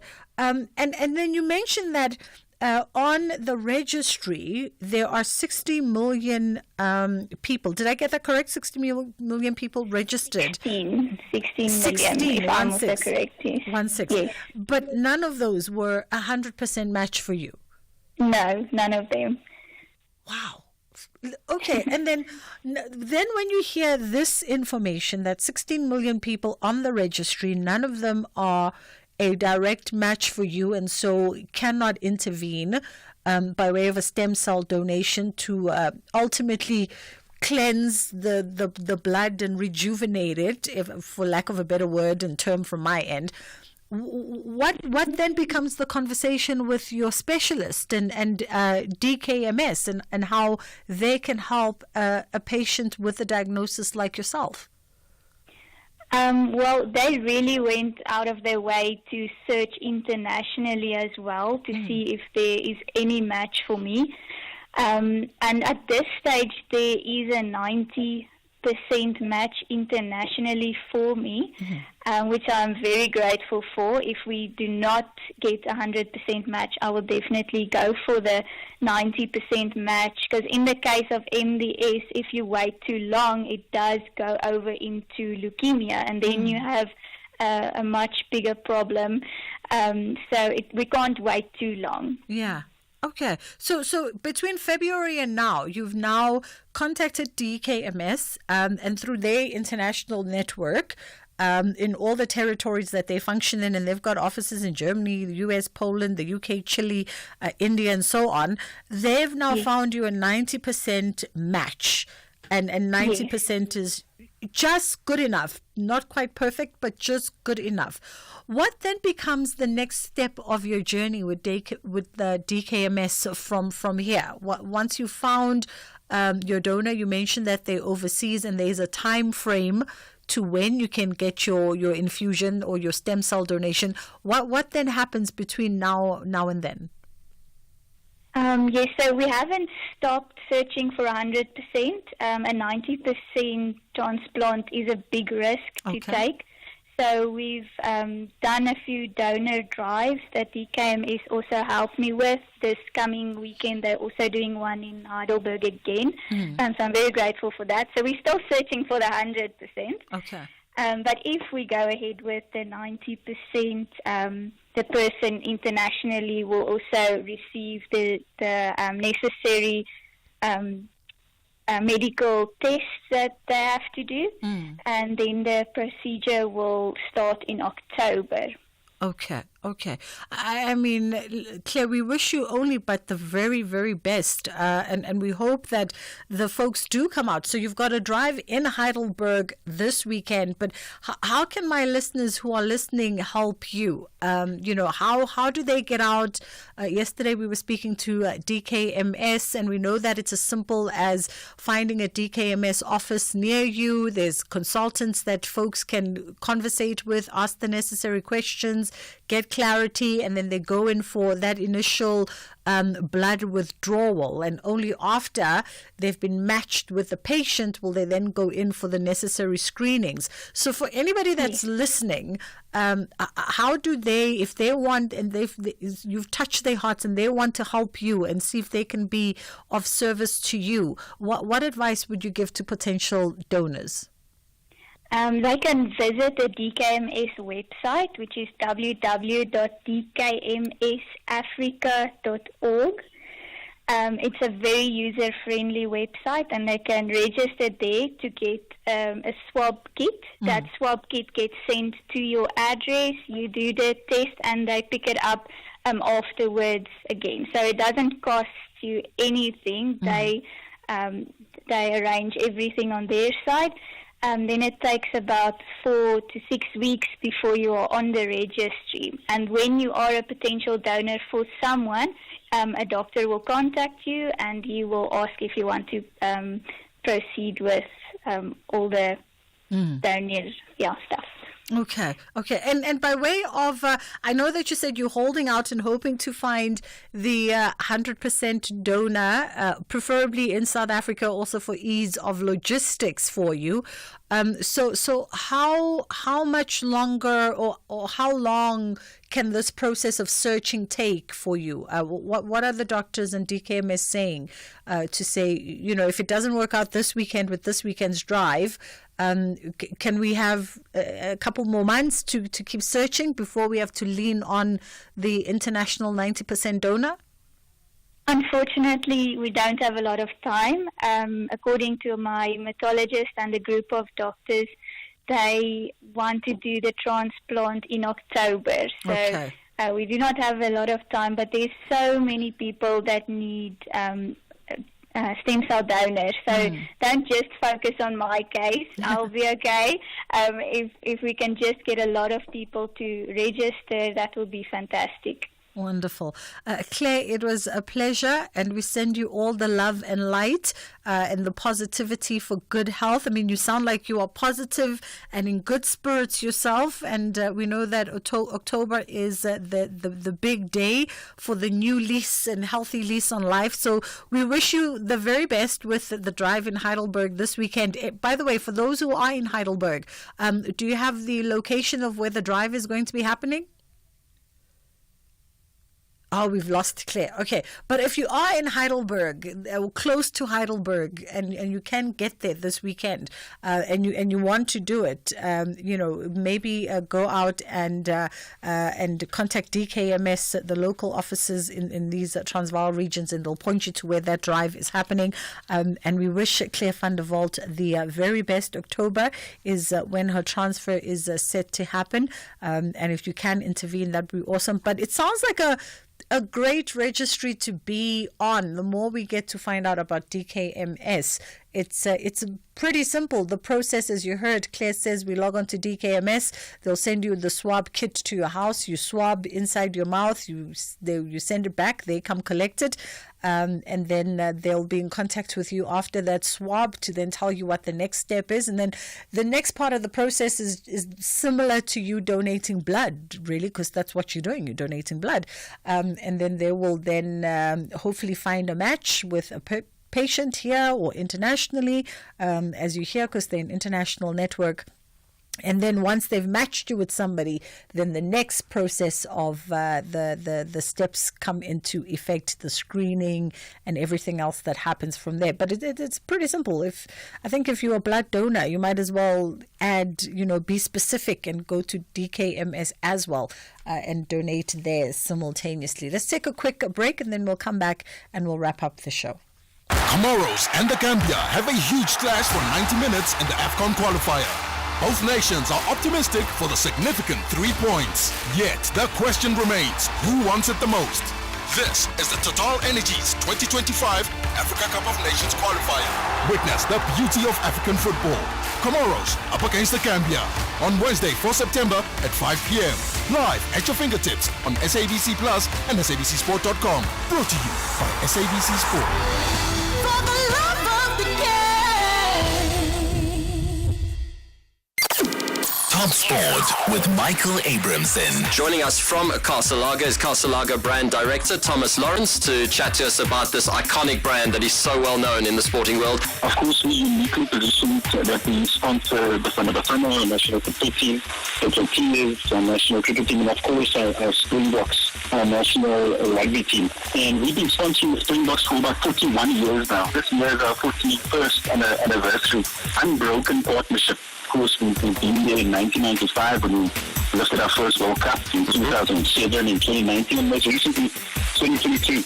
And as South Africans witnessed this weekend in the Castle Lager Rugby Championship, I think all South Africans can be quite proud of the team's performance. We at Castle Lager certainly are very proud of it. Top Sport on SAFM. Bridget Masinga, weekdays on the Full Circle. Gotta love my team. They're literally buying me some time in between. Love to appreciate it.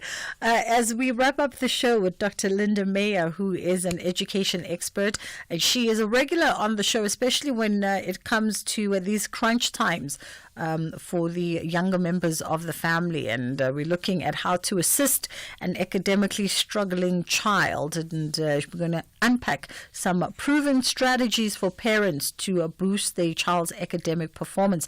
How are you doing this afternoon, Dr. Linda? I'm well, thank you, Bridget. I hope the same is true for you. Oh, I'm good.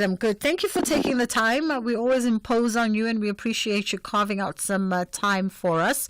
Let's talk about, firstly, off the gate, academic success, right? It's critical now more than ever, I think, that kids succeed not just locally but globally. But it's an expectation that we have, and in reality, sometimes the road can be a little bit bumpy. Absolutely. It can be very bumpy, and we must also understand that success for every child looks very different. So if a child has got huge potential, if they've got a high IQ, if they're academically performing very well, our expectations on those children are higher, but they're also sometimes unrealistic. And for children that are struggling, we obviously need to have a very dedicated approach and understand how we can support this child so that they can succeed academically to the best of their potential. And let's that segues us into parental involvement, right? And we understand the constraints that a lot of parents are under right now, and so sort of juggling that responsibility of work and home can be a bit tricky. But you do emphasize that parental involvement is key and significant to academic performance. Absolutely. Our children learn by what they see. So if they see that we are supporting them, creating a holistic environment for them to succeed in, they will positively react to that particular approach. But parents need to understand they need to be involved with their children's lives if they want them to succeed. They can't expect just to drop the child at the school, blame the teacher for every time the child doesn't do well. And I'm not saying there aren't instances where teachers aren't to blame. But you need to understand from your child really what their difficulty is and how to support them through this academic journey. You say in your piece that as parents, we are pivotal in nurturing an environment that fosters learning and growth, and we should, especially in the foundational years. Let's focus on that because, we tend to look at education in fragments, but it's one continuous journey, and one step leads to the next and makes the next a little bit better, at least the way I view it. You are absolutely correct. So from when a child is in preschool, and I think we've had discussions about this on many occasions, that routine is what will set the child up for success. If they understand the times that they need to study, they need to bath, they need to prepare for particular things in the household, because then that routine will become a life skill for them. It will become something that they can draw on, and they wouldn't, when they get into later years of schooling, find this, to be an alien event for them. They'll understand that there's a time to study, there's a time to have fun, there's a time to do my chores, and that is how we then capacitate our children. What are the elements that you highlight? What are the elements to support that successful academic development? So the first thing, as we said earlier, is be involved. The next is create a positive environment. So make sure that your children aren't stressed out, that they understand that there's an emotional atmosphere that is encouraging, where there's open dialogue and communication, where the child feels that they can tell you when they're overwhelmed or they need a little bit more help, so that you can support them through those particular stances. And foster a love for learning. I always, and you'll know, Bridget, advocate for older children that they do these massive open online courses that are available through Coursera and Harvard X, free courses that really will instill the fields that they love and give them a deeper knowledge for that. And the level of complexity obviously ranges, but this is a great way for them to learn more about fostering a love for learning. And we've got game theory, so there's also, academic programs that they can learn through doing gaming and all of these things. So be open to those and facilitate that and keep it real. While we encourage children to strive for excellence, we must equally understand that not all children are the same. And we need to set goals with them, goals that are achievable, goals that are manageable and incremental. And we must celebrate the small milestones with our children, whatever that might look like, whether it's a slice of cake or a milkshake. Just show them that you care and that you are proud of them. Now, the child responds best to when they can see their parents really appreciate the effort that they've put in. Yeah. Be actively involved. Make sure that you understand what your children need. The assignments, don't just abdicate it. And especially when children become older, we tend to leave them to their own devices. But at least sit down. If you know your child is a good student, they don't need so much time from you. But have a chat to them about, are you struggling with anything? Is there something I can help you with? Do you need me to speak to your teachers? Just so that they know that that backup support is always available to them. And then encourage critical thinking. Now, critical thinking is very important. And this is the ability for the child to analyze and problem solve and objectively reason and make a judgment. So make sure that your children understand. Don't just always give them the answer. Let them struggle a bit and walk the journey so that they get to the answer. And so you support them through this. And, of course, be a role model to your children. If your children see you read, they will read. If your children see you having a love for learning, they will also, assimilate those particular behaviors. Because that's what we are, right? We are parents and we choose to have children and to support them to success. Absolutely. As you were talking about some of the elements, right, and we're talking about fostering a love for learning and the support for children through the process, what say you of parents who go, but my tough love and my pushing is, what do we call them?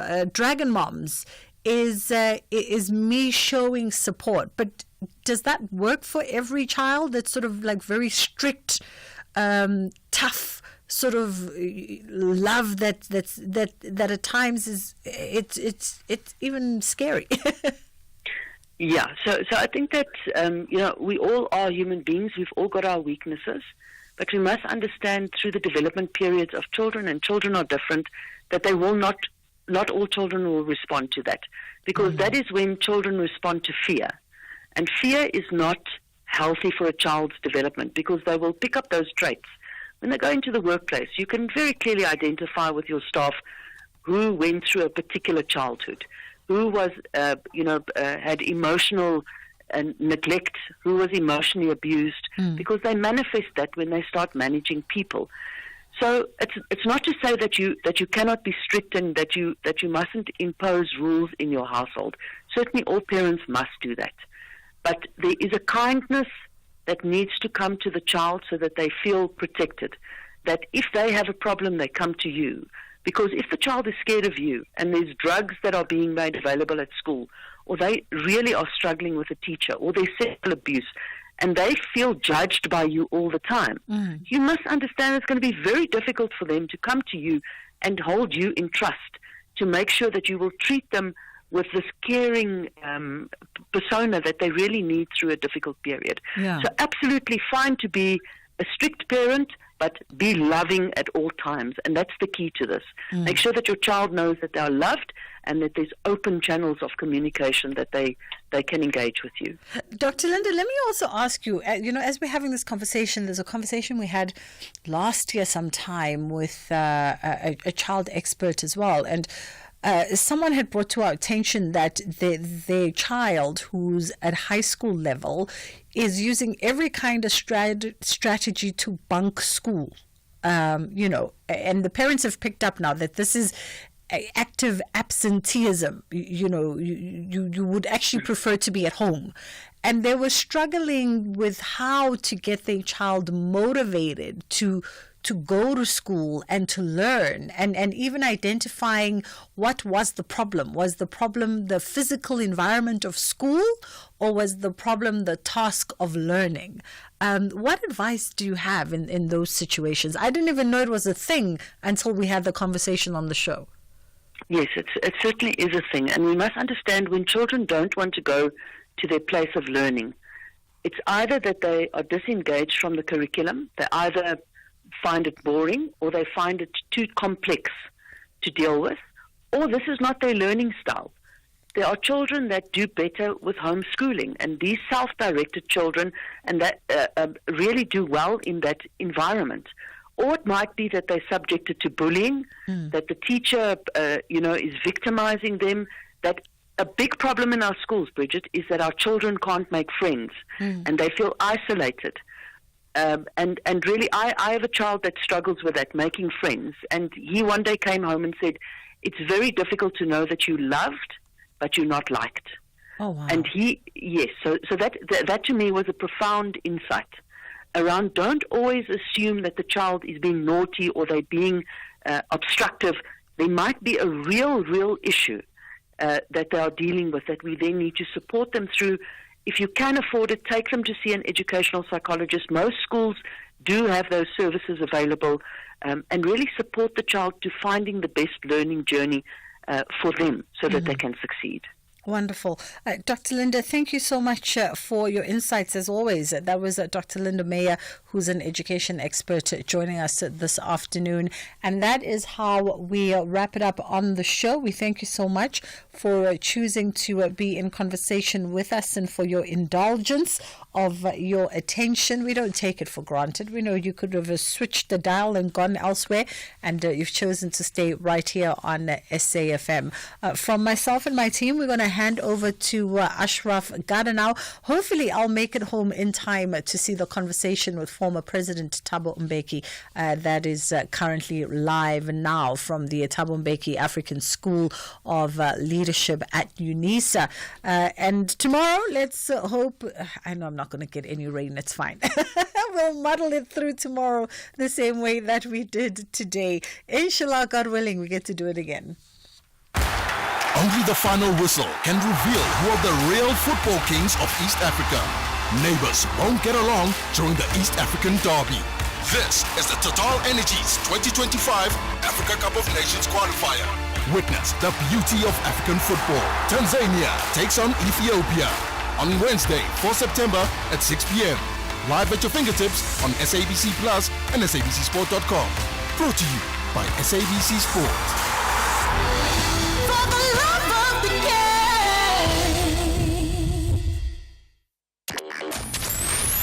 Here, there, and everywhere. SAFM 105.1 FM in Johannesburg.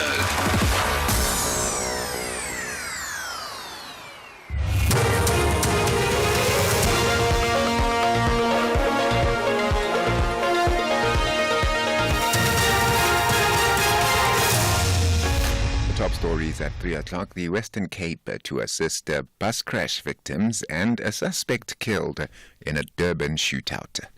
A very good afternoon. Western Cape Social Development says it is ready to assist the victims of a bus crash which killed 10 people in Van Reinsdorp on the west coast earlier this week.